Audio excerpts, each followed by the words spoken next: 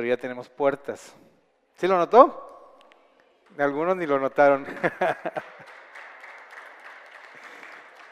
Es que como no están cerradas, porque si las cerramos nos ahogamos, pero ahorita estamos ya en el plan de poner las ventanas, nos falta todavía una feriecita por ahí, pero realmente muchas gracias a todos los que han aportado. Yo les doy mi palabra que su dinero va a ser usado correctamente y va a ser aplicado en lo que usted lo está dando. Nos faltan 50,000 pesos para poner las ventanas, pero ahí vamos, han dado mucho, se los agradezco y pronto ya vamos a poder tener aquí cerrado para prender nuestro aire acondicionado. Amén. Pues muchas gracias y pues ahí está el sexto y siga aportando y sígale poniendo para qué es, para que nosotros sepamos y lo podamos canalizar. Quiero agradecer mucho a las personas que han estado orando y me han preguntado por Pati, mi esposa, por su mamá. Ella sigue en el hospital. Lamentablemente, pues no sé si usted, como para hacer una analogía, le andan fallando los frenos y lo lleva al taller y le dice el mecánico, oye, ya te viene sonando la bomba del agua también, ¿no quieres arreglarla de una vez? Y ocupa que sondees el radiador y ya el alternador no está cargando bien. Entonces entras al hospital por una cosa y ya no te dejan salir porque te empiezan a sacar y a sacar y a sacar. Y pues para una señora de 84 años, pues créanme que sí, ya hay un desgaste, ¿no? Entonces, pues ahí está Pati en el hospital. Les agradezco mucho su apoyo, las palabritas que le puedan enviar. No está chido estar tantos días en un hospital cuidando a un enfermo, es bien desgastante. Pero bueno, ahí estamos, primero Dios, vamos a poder ver que la den de alta y tenerla en casa de nuevo a mi suegra. ¿Sale? ¿Ven? Gracias. Si no me equivoco, el que es el 4 o el 5 es domingo domingo de Pascua, domingo de resurrección. 4 o 5 de abril. 5. 5 de abril es domingo de Pascua, domingo de resurrección. Entonces vamos a tener Santa Cena aquí y nuestro convivio que tenemos de compartir los alimentos para que vaya agendando, que ese día vamos a poner mesas, vamos a tener una comida y vamos a tener la Santa Cena. ¿Sale? Muy bien. Pues ahora sí, creo que ya no me faltó nada. Bueno, la reunión de hombres y mujeres, viernes 7 de la tarde, mujeres en el auditorio, hombres en el salón de adolescentes y la clase bíblica 9:30 de la mañana en domingo. ¿Sale? Bueno, pues acompáñenme a primera carta a los Corintios, capítulo 2.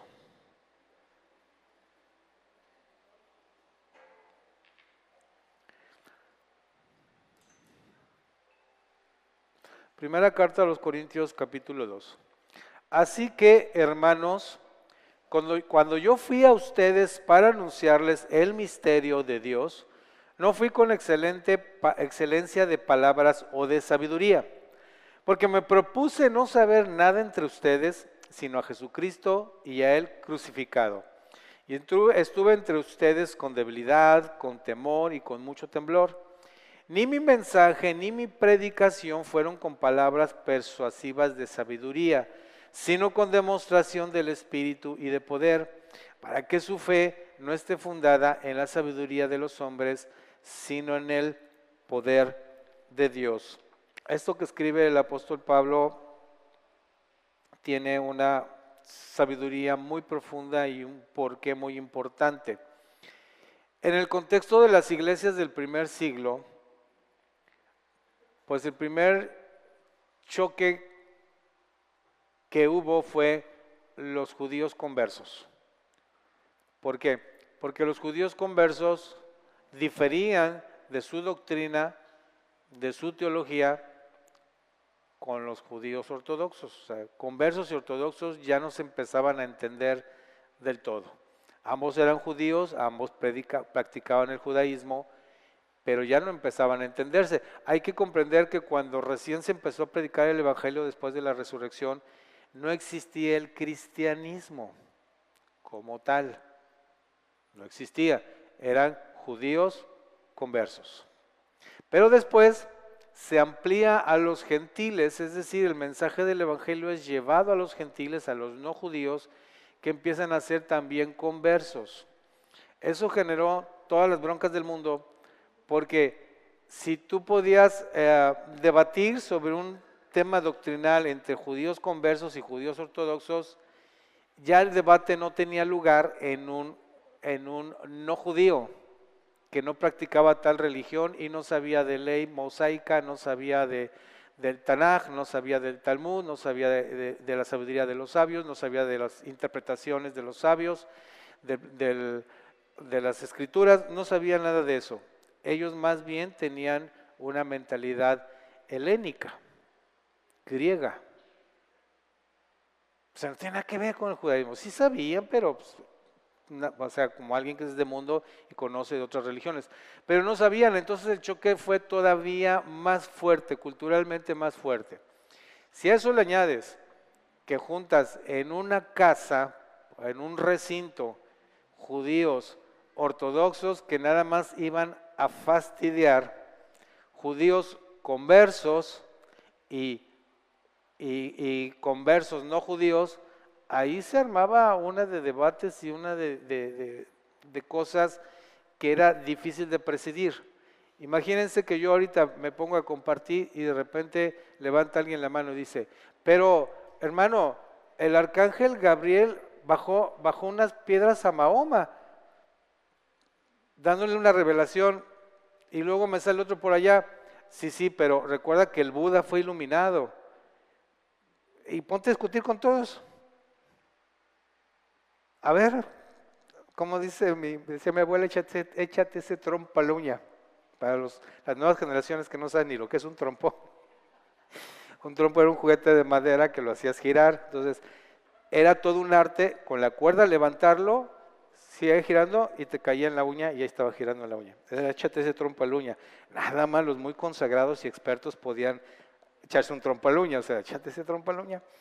Entonces, vez tras vez, el apóstol Pablo tenía que estar continuamente encauzando, dirigiendo, discipulando, corrigiendo a los nuevos conversos. Todavía vamos más complicado. Si todos fueran nuevos conversos, qué felicidad. Pero no, había gente que llegaba ahí no siendo nuevos conversos, eran judíos espías que iban a ver qué están haciendo estos y cómo podemos sabotear las cosas. Entonces, eran congregaciones complicadas. Tú puedes platicar con personas que dicen, es que deberíamos regresar a la iglesia primitiva. Yo paso. Regresa tú. Yo paso. Yo no quiero estar metido en ese lío, para empezar. Yo no quiero estar metido en ese lío. O sea, no era tan romántico como lo ponen. O sea, sí, claro, la Escritura dice que todos estaban unánimes en un mismo espíritu, alabando a Dios juntamente. Sí lo dice la Escritura en el libro de los Hechos. Pero estamos hablando después del Pentecostés.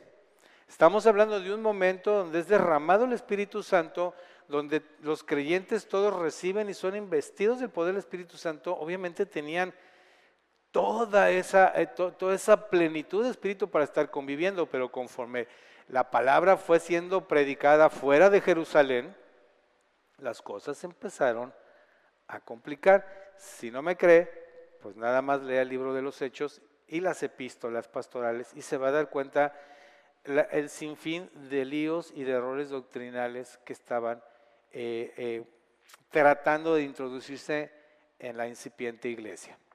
Entonces, en esta carta, los corintios ya traían sus propios líos, sus propias alegatas, sus propias controversias doctrinales, y Pablo decide, siendo una persona erudita, porque lo era, Pablo era una persona muy culta, definitivamente, era un excelente orador, era una persona muy preparada y no se achicaba, como decimos, no se achicaba.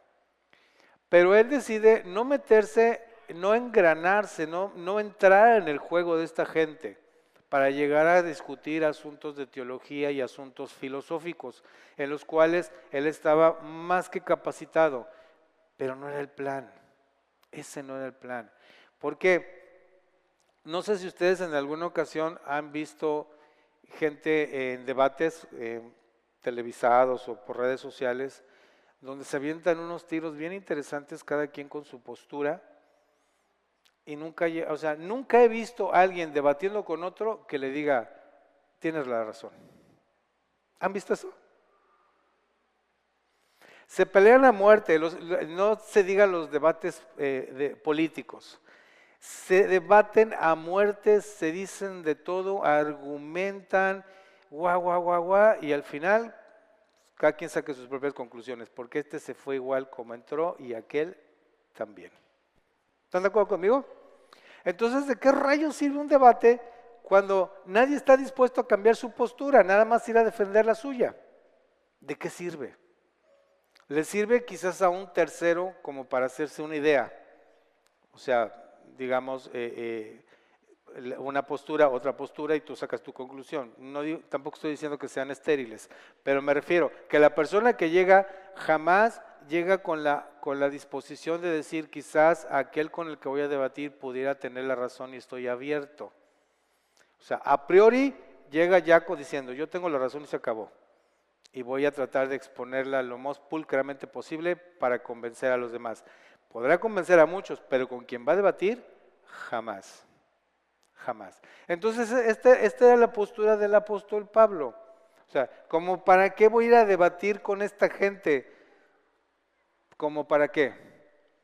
O sea, yo no voy a llegar, no me voy a engranar en ese debate, voy a hacer lo que tengo que hacer. ¿Qué era lo que tenía que hacer? De acuerdo a como lo estamos leyendo aquí en 1 Corintios 2, del cual ya se me movió la sexta. 1 Corintios 2.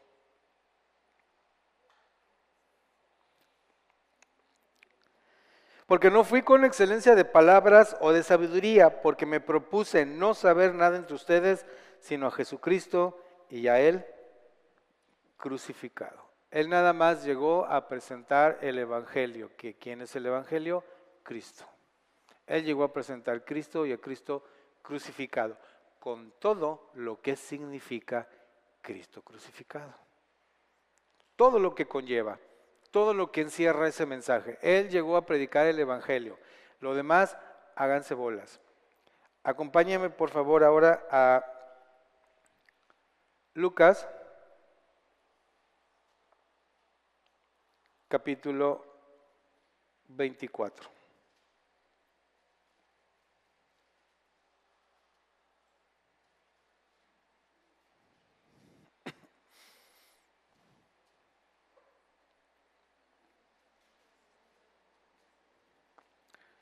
Lucas capítulo 24 y vamos a leer desde el versículo 44. Y les dijo, estas son las palabras que les hablé estando aún con ustedes, que era necesario que se cumplieran todas estas cosas que están escritas de mí en la ley de Moisés, en los profetas y en los salmos. Entonces les abrió el entendimiento para que comprendieran las escrituras y les dijo, así está escrito, y así fue necesario que el Cristo padeciera y resucitara al tercer día. Y que en su nombre se predicara el arrepentimiento y la remisión de los pecados en todas las naciones, comenzando desde Jerusalén. Y ustedes son testigos de estas cosas. Entonces Pablo está haciendo exactamente lo que nuestro Señor Jesucristo dijo que se hiciera. Prediquen que era necesario que Cristo padeciera todas estas cosas, que después resucitara y que predicara el arrepentimiento para la salvación. Entonces, ¿por qué les estoy diciendo esto? Porque si una persona no tiene el arrepentimiento de pura entrada, pues no tiene la salvación. Con perdón de todas aquellas personas que les prometieron que si entregaban a Cristo en su corazón, Dios les iba a cambiar la vida y por eso lo hicieron. Tiene que haber arrepentimiento. Ahora, el arrepentimiento obviamente es algo progresivo porque uno ni está consciente realmente de lo que es el pecado.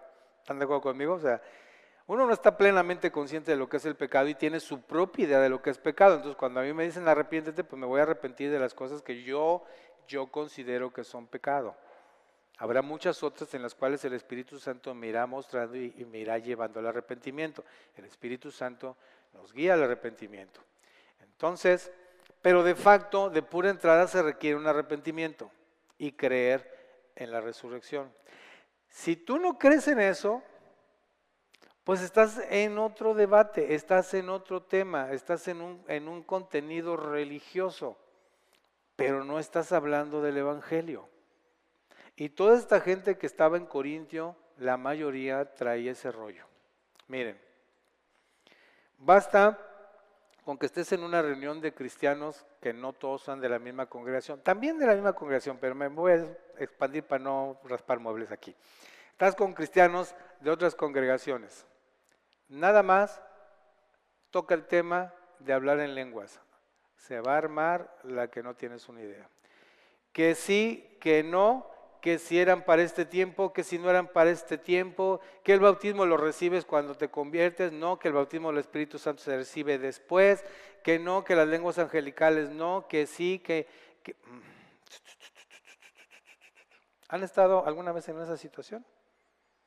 Con un solo tema, ahora saca todos los temas y todas las doctrinas. Es complicado. Porque perseveramos tanto en defender doctrinas y teologías y no perseveramos tanto en lo esencial, que es la muerte y la resurrección de Jesús y el arrepentimiento de tus pecados. Para empezar. Por ahí tendríamos que empezar. Y uno diría, ay, el Toño pues, como que está atrasado de noticias, todos desde ahí empezamos. ¿En serio? Les creo. O a lo mejor sí empezaron, continuaron, porque si no estamos parados en esto, estamos parados en la arena y no estamos parados en la roca, que es Cristo. Entonces por eso Pablo dijo, yo no me voy a engranar con esta gente, yo voy a llegar a predicar el Evangelio. Su lío teológico lo tratamos, lo dejamos para otra ocasión. Ahí en el versículo 45 de Lucas, se lee, entonces les abrió el entendimiento para que comprendieran las Escrituras, y esto también es básico. Yo he escuchado muchas personas del ámbito secular, porque son gente muy estudiosa de la cual puedes aprender muchas cosas, porque no estoy desestimando lo que ellos enseñan. Tienen muchísimo estudio filológico, arqueológico, antropológico, filosófico, y escudriñan la escritura de esa manera y puedes aprender muchas cosas, pero tú te das cuenta que no es una persona nacida de nuevo porque no está entendiendo lo esencial, que Cristo murió en una cruz, pagó tus pecados, resucitó y requieres el arrepentimiento para el perdón de tus pecados. Eso no lo entienden, no lo consideran y no hay importancia en él. ¿Por qué? Porque no es una persona nacida de nuevo, es un teórico nada más. Entonces, abrir el entendimiento se refiere que entiendas las Escrituras no desde una forma filosófica, lo tienes que entender desde una forma espiritual. No hay manera de que alguien pueda entender las Escrituras si no ha nacido de nuevo, si no se ha convertido, si no se ha arrepentido, si no ha sido sellado por el Espíritu Santo. Podrá entender los conceptos porque está escrito, la Escritura está escrita en un idioma y por lo tanto la puedes entender, la lees y la entiendes pero no la entiendes desde el mensaje espiritual, la entiendes desde el mensaje histórico, filosófico o cultural o lo que tú quieras. Y ahí cambia todo. Por eso una persona puede estar necia y aferrada discutiéndote cualquier asunto teológico o doctrinal, entendiéndolo desde su humanidad. Vamos a regresarnos a 1 Corintios 2, que ahí es donde estábamos leyendo. Entonces nos quedamos, seguimos nuevamente en el 4. Ni mi mensaje ni mi predicación fueron con palabras persuasivas de sabiduría, sino con demostración del Espíritu y de poder, para que su fe no esté fundada en la sabiduría de los hombres, sino en el poder de Dios. Sin embargo, hablamos sabiduría entre los que han alcanzado madurez, pero no una sabiduría de esta edad presente, ni de los príncipes de esta edad que perecen. Más bien, hablamos la sabiduría de Dios en misterio, la sabiduría oculta que Dios predestinó desde antes de los siglos para nuestra gloria. Ninguno de los príncipes de esta edad conoció esta sabiduría, porque si ellos lo hubieran conocido, nunca habrían crucificado al Señor de la gloria.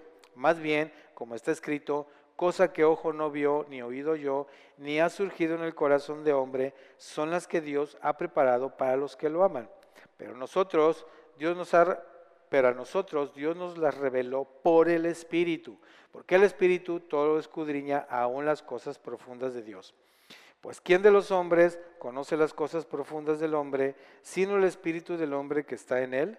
Así también nadie ha conocido las cosas profundas de Dios, sino el Espíritu de Dios. Y nosotros no hemos recibido el Espíritu de este mundo, sino el Espíritu que procede de Dios, para que conozcamos las cosas que Dios nos ha dado gratuitamente. De estas cosas estamos hablando, no con las palabras enseñadas por la sabiduría humana, sino las enseñadas por el Espíritu, interpretando lo espiritual por medios espirituales. Pero el hombre natural no acepta las cosas que son del Espíritu de Dios, porque le son locura y no las puede comprender porque se han de discernir espiritualmente. En cambio, el hombre espiritual lo juzga todo, mientras que él no es juzgado por nadie. Entonces, se requiere entender el mensaje del Evangelio para que nuestro entendimiento sea abierto y para que podamos entenderlo. Ahora bien, todo sería una maravilla si en nuestra conversión genuina y auténtica y en nuestro nuevo nacimiento pudiéramos entender todo a la primera, pero eso no sucede así. ¿Por qué? Porque el hombre natural que no percibe las cosas de Dios tiene que ir menguando y el hombre espiritual, que es el nacido de nuevo, tiene que ir creciendo. Y esto es un proceso. Entonces, como es un proceso, pues vamos a estar llenos de ideas que no tienen que ver con la verdad de la Escritura, sacadas de las Escrituras. Ya no estoy hablando de lo que pensabas antes o de la manera en que considerabas la creación del universo. No, te estoy hablando de las cosas que tú mismo lees en las Escrituras. Miren, en una ocasión estaba oyendo la prédica de un hombre al cual yo respeto mucho, ya murió. No voy a decir su nombre, pues no sería algo educado hacerlo. Pero un hombre al cual tengo yo mucho que admirarle, creo que fueron 50 y tantos años de misionero y en lugares donde yo honestamente no me pararía, jugándose el pellejo. O sea, poca gente como él. Lo metieron al bote, un Pablo, lo metieron al bote, sí lo apedrearon una que otra vez, un día ya lo andaban quemando, o sea, porque se metía a comunidades de gente allá en la mera sierra donde son bravos y a veces se la veía duras, pero a todas sobrevivió, en todas vio los milagros de Dios, un misionero a carta cabal. Pero un día se paró en una congregación, ya estaba, pues ya tendría como unos 70 años cuando hizo eso, y dijo: hermanos, Dios me habló ayer en la noche, y todo así con un halo misterioso, ¿no? O sea, Dios me ha hablado ayer en la noche, y lo que vengo a decir no es fácil, pero nunca ha sido fácil para mí nada. Bueno, tú dices, híjole, pues ¿qué va a soltar este hombre, no? Y más conociéndolo. Dios me ha dicho que tengo que venir a poner, y así, que tengo que venir a poner orden en las congregaciones. Y voy a empezar por esta. Y tú, ay, güey, ¿qué va a salir? O sea, todos empezaron con que seré yo, Señor, seré yo. ¿Qué va a decir? Es indigno que la mujer traiga pantalón al templo de Dios.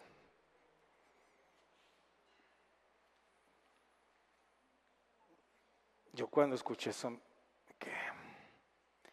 Y apenas estoy empezando. El maquillaje, bueno ya, las uñas. Yo me quedé, ¿qué? O sea, miren, que él lo piense así, por cierto, se me van y se me cambian. Que él lo piense así, me cuesta trabajo digerirlo, pero va, son sus ideas. Pero que diga Dios me dijo, eso sí me sacó de onda. Me sacó mucho de onda, muchísimo, muchísimo. Si tú te pones a pensar la vida de ese hombre, entenderías por qué tiene el sesgo que tiene. Eso es un sesgo, es totalmente un sesgo. Entenderías por qué tiene lo que tiene. El asunto es que después de tantos años de ver la gloria de Dios, todavía tenía un sesgo que necesitaba expresar, porque él ya no podía llegar a una congre donde era invitado y ver a mujeres con pantalón y maquilladas y sin velo. No podía con eso y lo tuvo que exponer. Mi pregunta es, ¿por qué metió a Dios en el tema? ¿Por qué? Y empezó a agarrar la escritura y se fue al Éxodo, al Levítico, donde la mujer no debe vestir ropa de hombre y el hombre no debe vestir ropa de mujer, y las mujeres piadosas, y en el primer siglo no veías una dama con pantalón. Pues claro que no, si no había, papi. O sea, ¿cómo te explico? Entonces, lo argumentó y le echó ganas y lo argumentó. Bueno, usted podría decir que mal, estamos igual, usted y yo estamos igual. Usted y yo tenemos sesgos, usted y yo tenemos ideas y queremos que esto se ajuste a lo que yo pienso. Es así. O sea, si usted va a una congregación donde está oscuro, hay luces y parece un antro, y usted dice que eso no es de Dios, le voy a decir una cosa, usted está sesgado. La neta. Está sesgado. A mí en lo particular no creo que me gustan mucho, o sea, se ve chido, pero para un ratito, porque yo pensar hacer esto aquí, no lo haría, además es carísimo. Y como para qué, pero que a mí no me guste, no significa que no sea de Dios o que esté mal. No se hable, en una ocasión tuve la oportunidad de ir a una boda y me fui decente, no crean que fui de jeans, o sea, sí me llevé pantalones y me llevé una camisa. Pero como era una boda de dos padres, porque uno era el que predicaba y otro el que casaba, el que predicaba, pues un chico bautista, impecable, o sea, pero un gentleman, impecable. Y claro que su expresión es que llevamos la investidura dada por nuestro Dios y tenemos que portar dignamente esa investidura de pastor. Y no, pues estoy fregado porque yo voy de tenis, o sea, está sesgado. Está sesgado. Y como a veces soy fregaquedito, quien me conoce, saqué a tema en la mesa que cuando me rompí, me fracturé el tobillo, vine a predicar en Bermudas. No hizo así, porque pues es muy decente, pero nada más se le faltó. Se quedó callado por decencia y su esposa, ya sabes que las esposas no se quedan calladas. Entonces dijo, no, él hubiera mandado confeccionar un pantalón donde le entrara la bota ortopédica. Pues, sí, claro que lo hubiera hecho. Y yo honro mucho eso, no me estoy burlando, yo honro mucho eso. Alguien que lo siente así, lo vive así, yo lo honro. O sea, está padre. El asunto es que es un sesgo y el sesgo lo quiere meter como una verdad doctrinal, una verdad teológica, porque es como a mí me gusta. Entonces empezamos con las discusiones. ¿Por qué dice que resucitó al tercer día si de viernes a domingo es el segundo día? Y ahí están. No, pero que esto, que el otro, que es tercer día porque el viernes ya cuenta. Sí, pero el domingo ya no estaba. No, pero tú no puedes saber porque ellas fueron de mañana, mejor resucitó a eso de las 3 de la mañana, ya cuenta el domingo. O sea, síganse haciendo bolas, todo lo que quieran. ¿qué importancia tiene? Dígame usted, ¿qué importancia tiene a qué hora resucitó? Si a las 2 o a las 3 de la mañana, para que el domingo cuente. ¿Qué es lo que importa? Que resucitó. Es lo único que importa. Ahora, si queremos ser estudiosos, está bien, estudiémosle, busquémoslo, no es malo el conocimiento, no es malo, no estoy diciendo eso, pero nos perdemos en esas cosas de una manera terrible. Y tú oyes esgrimas mentales a muerte, a muerte. O sea, una persona no tiene la capacidad. O sea, realmente los cristianos difícilmente tenemos la capacidad de pura entrada de considerar que si lo que el otro hermano está diciendo a lo mejor así es. Ya de pura entrada. Yo ya traigo mi sesgo, yo traigo ya mi enseñanza y mangos que la cambio. Miren, en una ocasión había un chico que quería tatuarse. Y van a decir, ¿para qué hablas de eso si está lleno de adolescentes aquí? Perdónenme, papás, pero es así. Quería tatuarse.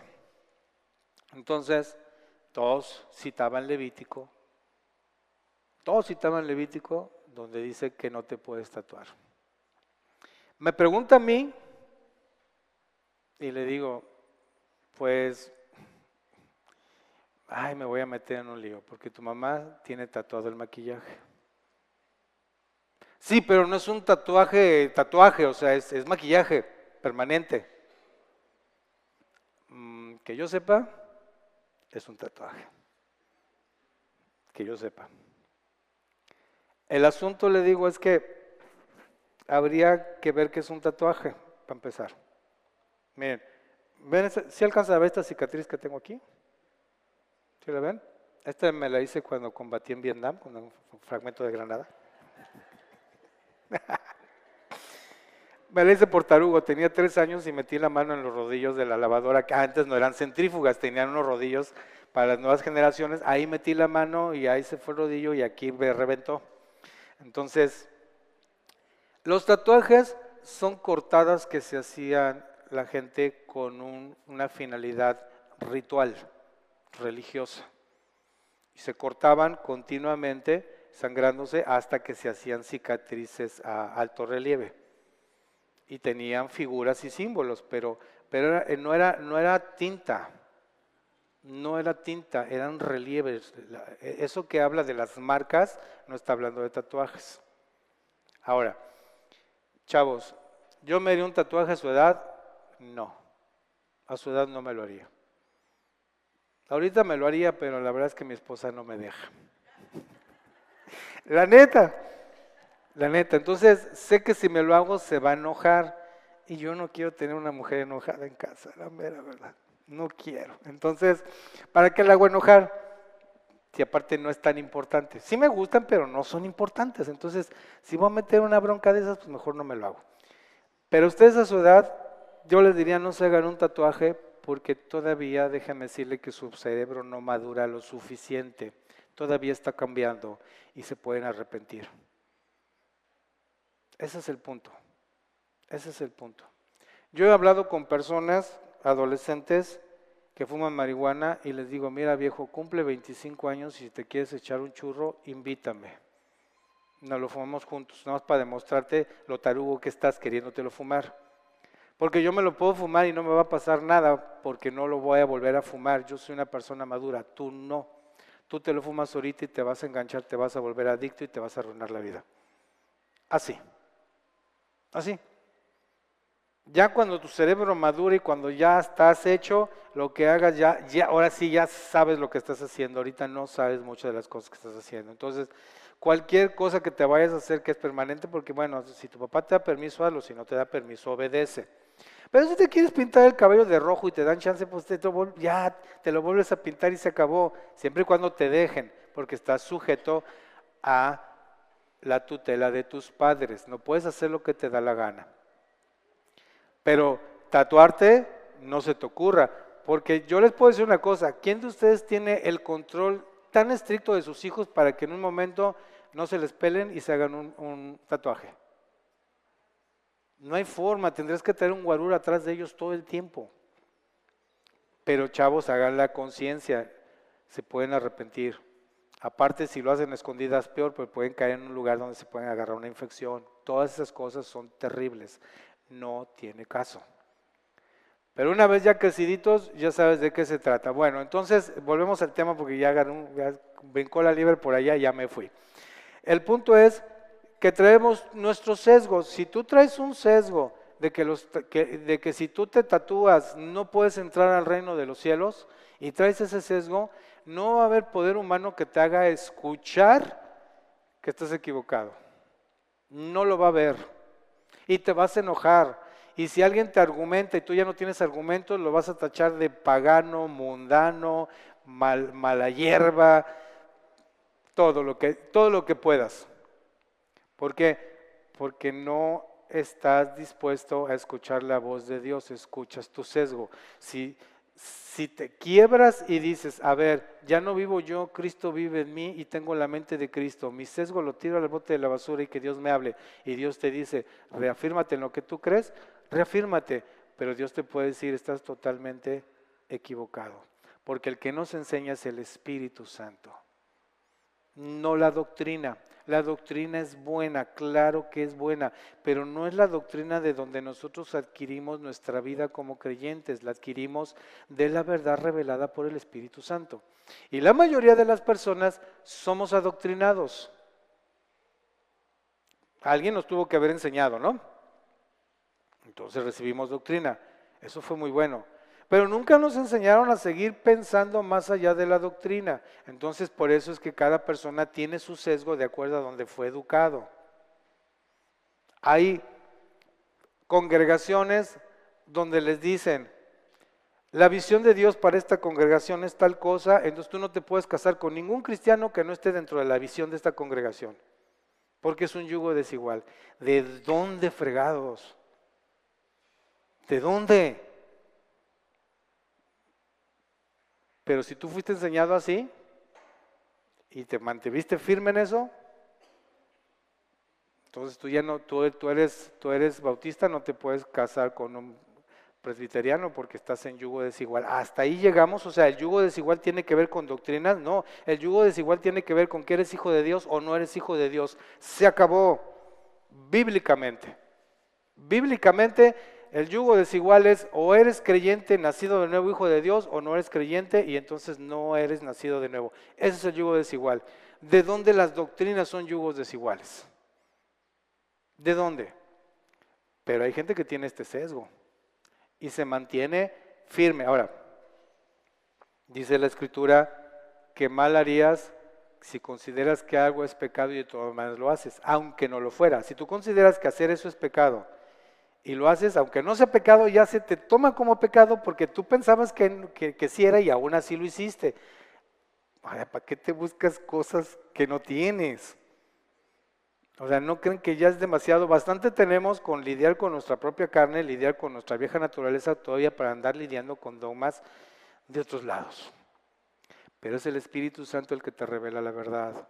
Entonces, todos los ambientes de una congregación y toda la convivencia entre el pueblo y el pueblo de Dios, el cuerpo de Cristo, su iglesia, serían más tersas, serían más amables, serían más disfrutables si estuviéramos dejando de estar contendiendo por lo que te parece o lo que no te parece doctrinalmente hablando. El día que yo me pare aquí y te diga que Jesucristo no es el único camino para alcanzar la iluminación, bájame por favor. Te lo suplico, bájame de ahí y échame de este lugar. Eso sí. El día que yo te diga eso, bótame, pero no lo pienses, tampoco me apedré, ¿no? Pero bótame. Bótame, sí, cálmense, o sea, eso ya es del Antiguo Testamento. Bótenme de aquí. Si yo estoy de aferrado, si yo digo algo y me dices, mano, ya, ahora sí no te mediste, y me dices por qué yo reconozco mi error y dije, tienes razón, me equivoqué. Y luego paso y corrijo, pido disculpas y corrijo eso que dije, no debería haber sido así. No se juega con esas cosas, pero de ahí a que todo mundo ande corrigiendo a todo mundo con su propio sesgo, ¿qué nos pasa? ¿Qué nos pasa? Señoras correteando a las señoritas que porque no les gusta cómo están vestidos. Sí, la Escritura dice que te debes de vestir con castidad, con recato. Los hombres también, si no, nada más es para ellas. Pero ese es un tema personal. Ya les he platicado, ¿no? Que yo llegaba a la congregación de shorts y playera aquí abierta, musculote que se va. Aunque ya casi llegaba desnudo. Nadie me dijo absolutamente nada, pero a la segunda, tercera vez yo no me sentí cómodo de andar vistiendo así. Dije, no, ¿qué es eso? ¿Qué es eso? Ya le bajé a la bermuda paseña, digo, ya, ese sí se vale, ¿no? Eso lo hace el Espíritu Santo. Eso lo hace el Espíritu Santo. Entonces, acompáñeme por favor.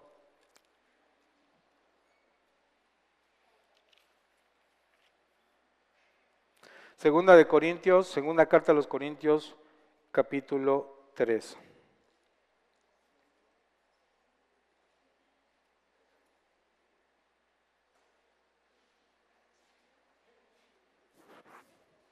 Segunda de Corintios, capítulo 3, vamos a leer el versículo 12. Así que, teniendo tal esperanza, actuamos con mucha confianza, no como Moisés, quien ponía un velo sobre su cara para que los hijos de Israel no se fijaran en el fin de lo que estaba desvaneciendo. Esto contextualmente es cuando Moisés subió al monte Sinaí, estuvo en la presencia de Dios y cuando bajó de la presencia de Dios, su rostro brillaba de tal manera que los israelitas no se atrevían a verlo y él se puso un velo para que no se sacaran de onda de la manera en que le brillaba la cara. Entonces dice, sin embargo, sus mentes fueron endurecidas. No. Así que teniendo tal esperanza, actuamos con mucha confianza, no como Moisés que ponía un velo sobre su cara para que los hijos de Israel no se fijaran en el fin de lo que estaba desvaneciendo. Sin embargo, sus mentes fueron endurecidas, pues hasta el día de hoy, cuando leen el antiguo pacto, el mismo velo sigue puesto porque solo en Cristo es quitado. Y aún hasta el día de hoy, cada vez que leen a Moisés, el velo está puesto sobre el corazón de ellos, pero cuando se conviertan al Señor, el velo será quitado, porque el Señor es el Espíritu, y donde está el Espíritu del Señor, ahí hay libertad. Cuando el Espíritu Santo está contigo, vives en libertad, porque vives actuando no bajo dogmas, no bajo doctrinas, vives de acuerdo a la guianza del Espíritu Santo y tienes convicción de lo que estás haciendo. Claro que la Escritura te guía, no es que no la leas, no es que no la estudies, no es que no hagas doctrina, jamás diré una cosa así. Por supuesto que tenemos que ser enseñados, pero tienen que entender que toda enseñanza doctrinal tiene un sesgo, toda. La mía tiene un sesgo. ¿Cuál sesgo? Es el mío. Toda doctrina tiene un sesgo. Entonces, si yo me parara a decirles aquí se predica la sana doctrina, es lo mismo que se predica en cualquier lado. Todos tienen la sana doctrina, todos. ¿Quién te va a decir que no? ¿O quién va a creer que no? Entonces, pero el Espíritu Santo va tratando nuestra vida, quitando nuestros sesgos y llevándonos a la libertad. Ahora bien, los sesgos existen y existirán. No es malo que tengas un sesgo, no es malo. O sea, si tú consideras como varón, por ejemplo, consideras la manera en cómo tú te conduces con las damas y dices, yo no abrazo a nadie porque así yo me conduzco, hazlo, es muy bueno, o sea, está bien. Nadie tiene por qué decirte, ay, no seas exagerado, ¿qué tienes en el amor de Cristo? ¿Qué les importa? Es la manera en cómo tú lo vives, y vívelo bien, pero lo estás haciendo desde una convicción propia, no tienes que andar queriendo que los demás lo hagan igual. Esa es la diferencia. Cada quien vive su propia libertad. Si una dama se pone minifalda, ¿qué te importa? ¿Qué te importa? Es un asunto suyo con Dios. Así de sencillo. Ahora, que las madres educan a sus hijas respecto a cómo se deben vestir, por supuesto. No estoy hablando de eso, estoy hablando de un adulto, ¿eh? Porque como aquí, chavos, tengo que hacer la aclaración, si no al rato el pastor dijo y me meten en una broncota de la que no voy a salir. O sea, mientras estamos bajo tutela y bajo cuidado, estamos bajo nuestros padres y tenemos que hacer caso de lo que ellos nos dicen y tenemos que sujetarnos a sus reglas, sí o sí. Punto. Cuando crezcas, cuando seas un adulto, cuando pagues tus cuentas, tú sabrás lo que haces. Cuántos padres aquí tienen hijos que ya son adultos, que ya se rascan con sus propias uñas? ¿Qué les dices? ¿Qué les dices? ¿O qué te van a contestar? Oye, hermano, ya es cuarto día de fiesta, ya bájale, ¿no? Lo puedes aconsejar, pero decirle, te prohíbo que lo hagas, ya no le puedes prohibir nada, tiene 28 años. ¿Qué le vas a andar prohibiendo? Ya no le puedes prohibir nada. Puedes aconsejar, a menos que viva en tu casa. Si vive en tu casa, pues sí todavía pudieras. Entonces, hay un tiempo, la escritura dice que hay un tiempo para todo. Mi punto no es andar generando aquí más broncas de las que estoy queriendo decir que no haya. Mi punto es que la libertad en Cristo debe ser tu meta como creyente, tuya. Porque si tú empiezas a justificar tus malos hábitos, tus malas vibras, tus pésimas actitudes, de alguna manera estás en un camino, mi hermano, muy torcido. Seas joven, seas adulto, seas anciano, estás en muy mal camino. Si empiezas a justificar aquello que el Espíritu Santo te está diciendo que está mal. No nos hagamos los tontos, no nos hagamos los locos. Tenemos que cambiar, tenemos que ir cambiando continuamente, continuamente. Y es doloroso además, ¿eh? Es doloroso, es muy feo. O sea, es muy feo cuando Dios te corrige, porque te hace ver la clase de persona nefasta que eres cuando tú te creías que eras a todo dar. Peor todavía que sepas que eres un nefasto y que no te importe, ahí sí me das miedo, ¿eh? Ahí sí me das miedo. O sea, yo no tengo un test para saber quién es nacido de nuevo y no debería existir tal test. Pero es la escritura que por sus frutos los vas a conocer. Si una persona que es como es lo sabe y no le importa, yo dudaría que es una gente nacida de nuevo, se los digo en buena onda. Yo lo dudaría. ¿Cada quien? Bueno, ahora para cerrar, acompáñenme por favor. Romanos capítulo 6.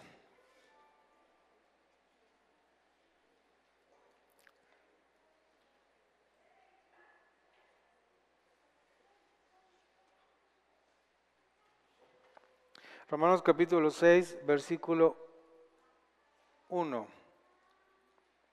¿Qué pues diremos? ¿Permaneceremos en el pecado para que abunde la gracia? De ninguna manera. Porque los que hemos muerto al pecado, ¿cómo viviremos todavía en él? ¿Ignoran que todos los que fuimos bautizados en Cristo Jesús fuimos bautizados en su muerte? Pues por el bautismo fuimos sepultados juntamente con él en la muerte para que, así como Cristo fue resucitado entre los muertos por la gloria del Padre, así también nosotros andemos en novedad de vida. Porque así como hemos sido identificados con él en la semejanza de su muerte, también lo seremos en la semejanza de su resurrección. Y sabemos que nuestro viejo hombre fue crucificado juntamente con él para que el cuerpo del pecado sea destruido, a fin de que ya no seamos esclavos del pecado, porque el que ha muerto ha sido justificado del pecado. Si hemos muerto con Cristo, creemos que también viviremos con él. Sabemos que Cristo, una vez resucitado entre los muertos, ya no muere.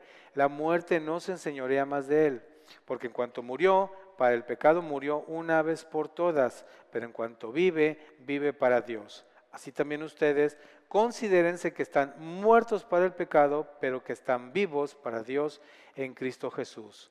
No reine pues el pecado en su cuerpo mortal, de modo que obedezcan a sus malos deseos, ni tampoco presenten sus miembros al pecado como instrumentos de justicia, sino más bien preséntense a Dios como vivos de entre los muertos y sus miembros a Dios como instrumentos de justicia, porque el pecado no se enseñoreará de ustedes, ya que no están bajo la ley, sino bajo la gracia.